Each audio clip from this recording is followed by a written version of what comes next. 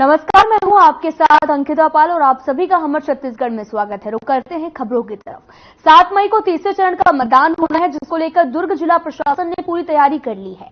वहीं निजी संस्थाएं भी मतदान जागरूकता अभियान चला रही हैं। शासन प्रशासन का हाथ बांटते हुए नजर आ रही है। इसी कड़ी में दुर्ग के आरोग्य हॉस्पिटल में मतदाता जागरूकता कार्यक्रम का आयोजन किया गया है, जिसमें डॉक्टर के साथ में भारी संख्या में स्टाफ ऑफिस भी मौजूद रहा। और आपको बताते चलें कि 100% मतदान करने के लिए शपथ भी ली है और उसके साथ ही आरोग्य हॉस्पिटल की तरफ से मतदान करने के बाद में जो भी व्यक्ति किसी बीमारी को लेकर हॉस्पिटल में आता है तो उसे ओपीडी में छूट भी दी जाएगी। साथ ही आपको पता चले कि उनके इलाज में 20% की छूट दी जाएगी।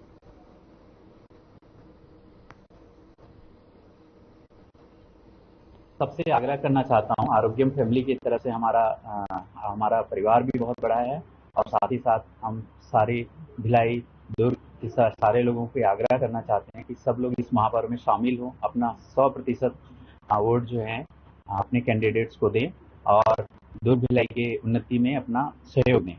और इस अवसर पे जो भी कैंडिडेट वोट दे के आता है और अपना वोटिंग का दिखाता है तो फिर हम लोग की तरफ से एक विशेष छूट उनको हमारे सारे जो भी हमारी फैसिलिटीज हैं उसमें हमें देने का हम लोग प्रयास कर रहे हैं। धन्यवाद। किस तरह की फैसिलिटी जो है हमारे यहाँ ओपीडी में जो छूट होती है, ओपीडी की जो फीस में छूट होती है और जो इन्वेस्टिगेशन में छूट होती है वो हम लोग प्रदान करेंगे।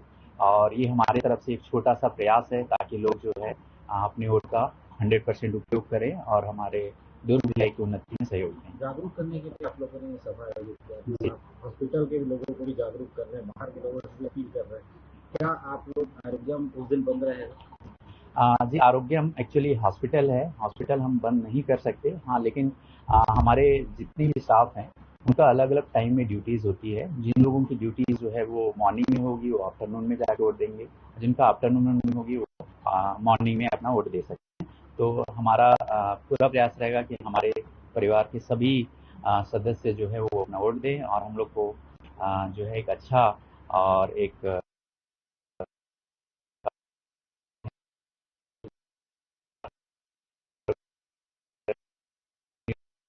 मैं doctor Rajesh Kumar Singhal MD medicine यहाँ पर कार्यरत हूँ। मैं सभी दुर्ग भिलाई और छत्तीसगढ़ वासियों से अपील करता हूँ कि अपने वोट का 100% आपको लोगों को देना है। इस महापर्व को, इस लोकतंत्र के महापर्व को आपको बहुत ही अच्छे से सक्सेस करना है, क्योंकि अगर आप किसी प्रत्याशी को नहीं, किसी पार्टी को नहीं, आपको अपने लिए वोट करना है। आपका एक वोट आपके फ्यूचर का, अगले 5 साल में आपका ही क्या करना है वो आपका वो निर्णय करेगा। तो इसलिए मेरा अनुरोध है कि सबके सब 100% मतदान करने जरूर जाए।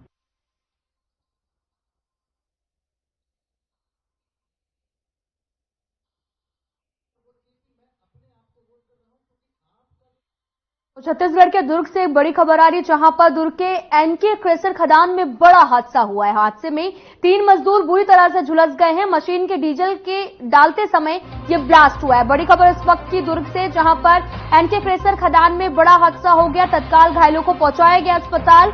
मजदूरों की हालत काफी गंभीर बनी हुई है। बड़ी खबर इस वक्त की दुर्ग से, जहां पर मजदूरों की हालत काफी गंभीर है, उन्हें अस्पताल भी भेजा गया है। साथ ही एनके क्रेशर खदान में एक बड़ा हादसा हुआ है। हादसे में 3 मजदूर बुरी तरह से झुलसे हैं। बड़ी खबर इस वक्त की, मशीन में डीजल डालते समय ये बड़ा ब्लास्ट हुआ। तत्काल घायलों को अस्पताल भी पहुंचाया गया, जहां पर उनकी हालत अभी स्थिर बताई जा रही है। एनके क्रेशर खदान में बड़ा हादसा हुआ है। हादसे में 3 मजदूर बुरी तरह से झुलस गए हैं। मशीन में डीजल डालते समय ये बड़ा ब्लास्ट हुआ, जहां पर तत्काल घायलों को अस्पताल पहुंचाया गया। मजदूरों की हालत अभी भी गंभीर बनी हुई है।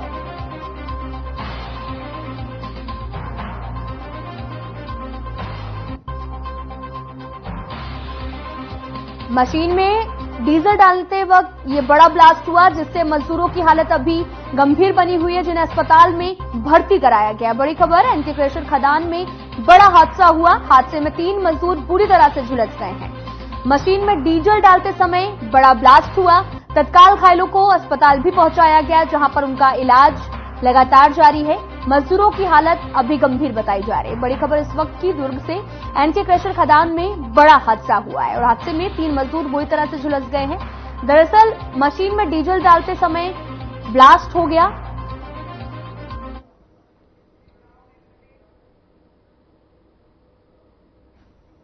तो वहीं लोकसभा चुनाव को लेकर जिला प्रशासन रायपुर ने 1 दिवसीय अपना बूथ जानो अभियान चलाया है। इसके तहत मतदाताओं ने अपने मतदान बूथ पहुंचकर कई व्यवस्थाओं का अवलोकन किया है। जिला निर्वाचन अधिकारी और collector doctor Gaurav Kumar Singh forest colony और बीपी पुजारी स्कूल मतदान केंद्र पहुंचे, व्यवस्थाओं की जानकारी ली और साथ ही सभी विधानसभा के एआरओ में भी अपने मतदान केंद्र गए और आवश्यक जानकारी भी ली गई है। इस बार मतदान केंद्र में मतदाताओं के लिए भी विशेष व्यवस्थाएं की गई हैं।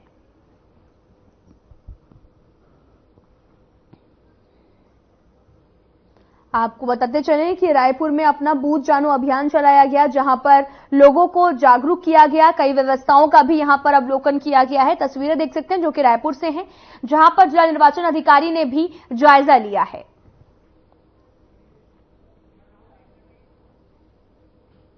खबर बेमित्रा मुख्यालय में देर रात हुए सड़क हादसे की है, जहां पर एक यूपी पासिंग बाइक के पास में चालक ने लापरवाही पूर्वक वाहन चलाते हुए सड़क किनारे पैदल चल रहे युवक को जोरदार टक्कर मार दी है, जिससे युवक को गंभीर चोट लग गई है। वहीं घटनास्थल के पास में मौजूद लोगों की मदद से घायल युवक को जिला अस्पताल भिजवाया गया, जहां पर इलाज के दौरान युवक की मौत हो गई है। साथ ही आपको बताते चले कि बाइक चालक गंभीर रूप से चोट होने को देखते हुए डॉक्टर ने इलाज के लिए रेफर किया था और परिजनों ने भी बताया कि मृत युवक मनेंद्र सिंह नलकूप विभाग बेमित्रा में डॉग रनर के पद पर कार्यरत था, जो टहलने के बाद पैदल घर जा रहा था। वे सिटी कोतवाली पुलिस ने मामले में मर्ग कायम कर विवेचना कर रही है।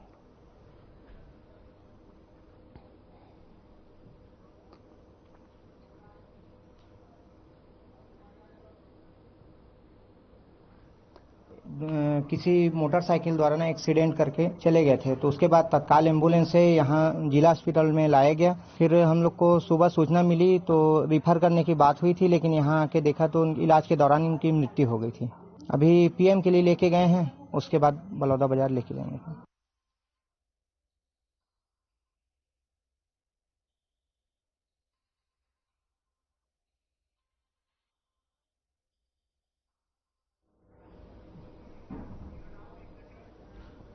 दुर्ग जिला न्यायालय में वकील के ऊपर हमला किए जाने का मामला सामने आया। हमले के विरोध में वकीलों ने प्रदर्शन कर नारेबाजी की है और पुलिस के मुताबिक जिला न्यायालय में महिला ने एक वकील पर हमला कर दिया है। विवाद इतना ज्यादा बढ़ा कि घंटों वकीलों ने प्रदर्शन भी किया। आखिर क्या है पूरा मामला, देखिए इस रिपोर्ट में।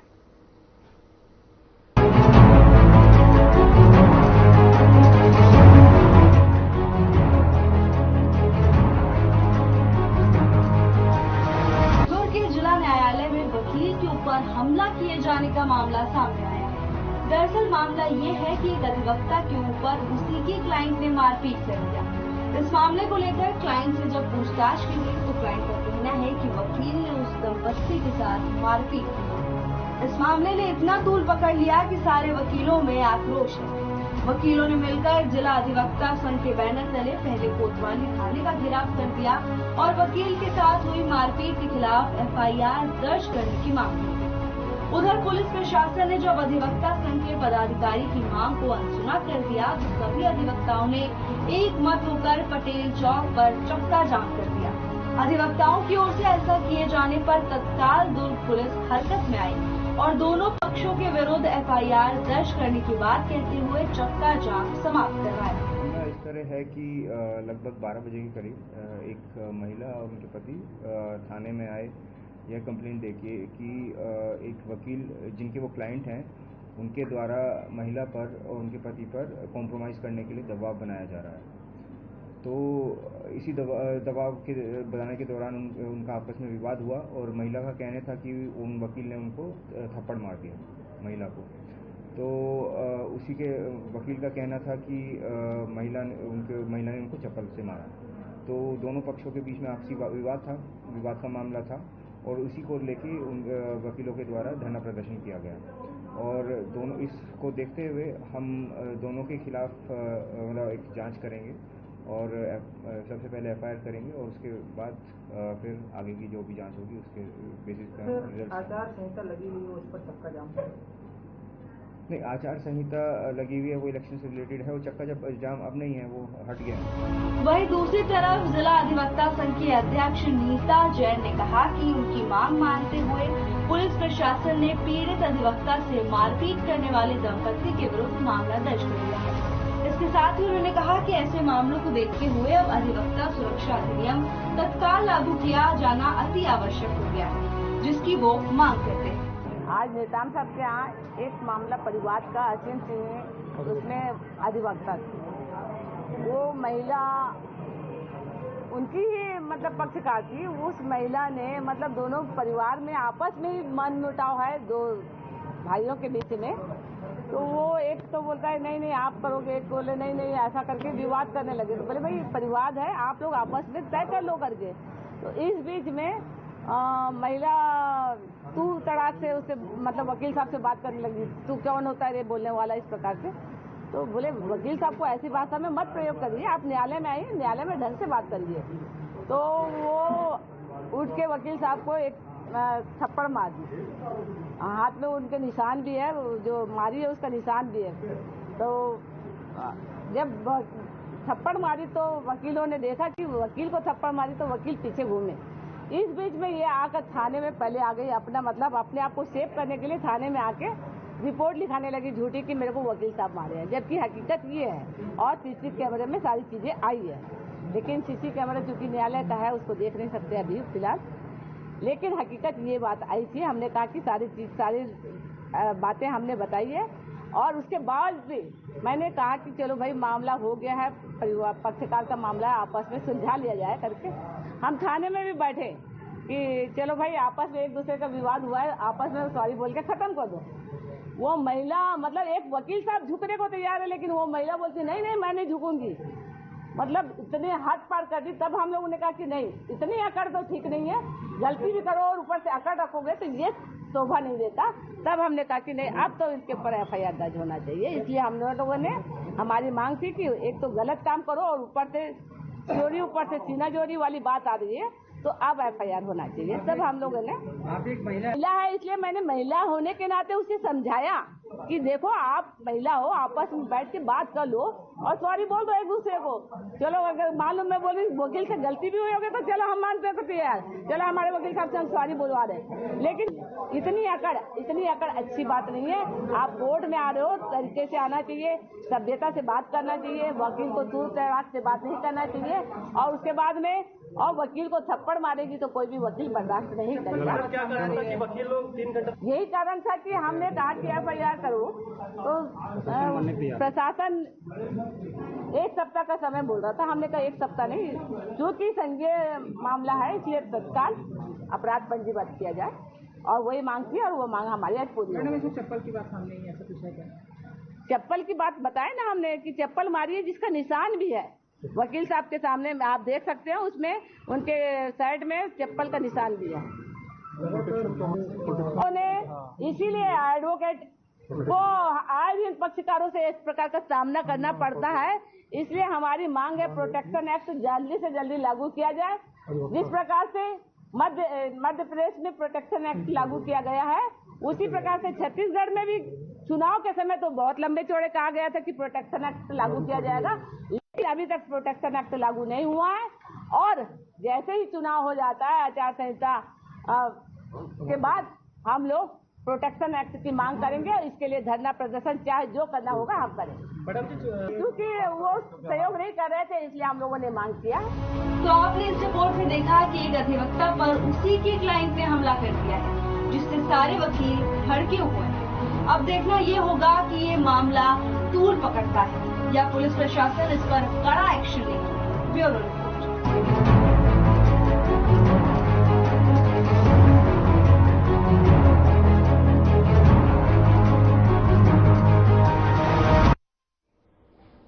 खबर रायपुर से है, जहां पर बीजेपी कार्यालय में एकात्मक परिसर में महत्वपूर्ण प्रेस वार्ता की गई। प्रेस वार्ता में सीएम विष्णुदेव साय ने शिरकत की और कई नेतागण भी मौजूद रहे हैं।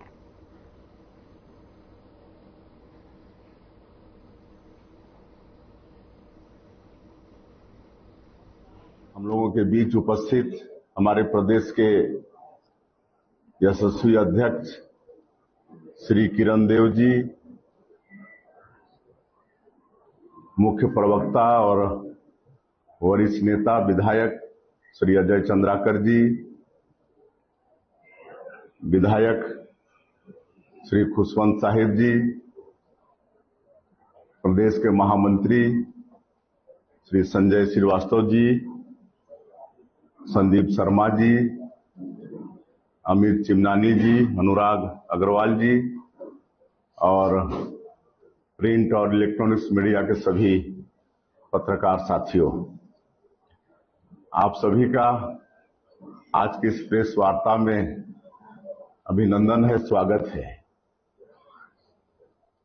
आप सबको मालूम है कि विश्व के सबसे बड़े लोकतंत्र का सबसे जो बड़ा पर्व है अब हमारे प्रदेश में समाप्ति की ओर है। 18वीं लोकसभा के लिए होने वाले चुनाव में जैसे आप सब लोगों को मालूम है कि प्रथम के 3 चरण में हमारे छत्तीसगढ़ के 11 लोकसभा का चुनाव संपन्न हो रहा है, जिसमें 2 चरण का चुनाव संपन्न हो चुका है, 4 लोकसभा का, और तीसरे चरण में कुल 7 लोकसभा का चुनाव संपन्न होना है और 7 लोकसभा का चुनाव प्रचार आज शाम को समाप्त होने वाला है। मेरे लिए यह चुनाव एक अनोखा चुनाव रहा है, ताकि मुख्यमंत्री के नाते पहली बार जनता से सीधा जुड़ने का अवसर मिला है और 20 मार्च से 4 मई तक, कल तक हमने पूरे प्रदेश में 64 बड़ी जनसभाएं की हैं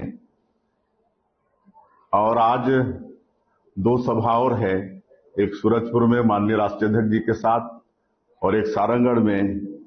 इसके साथ कुल 66 जनसभाएं मुख्यमंत्री के नाते प्रदेश में हमारा हो जाएगा और इसी तरह से कार्यकर्ता सम्मेलन में भी हम भाग लिए और 11 लोकसभा सीट में 11 कार्यकर्ता सम्मेलन में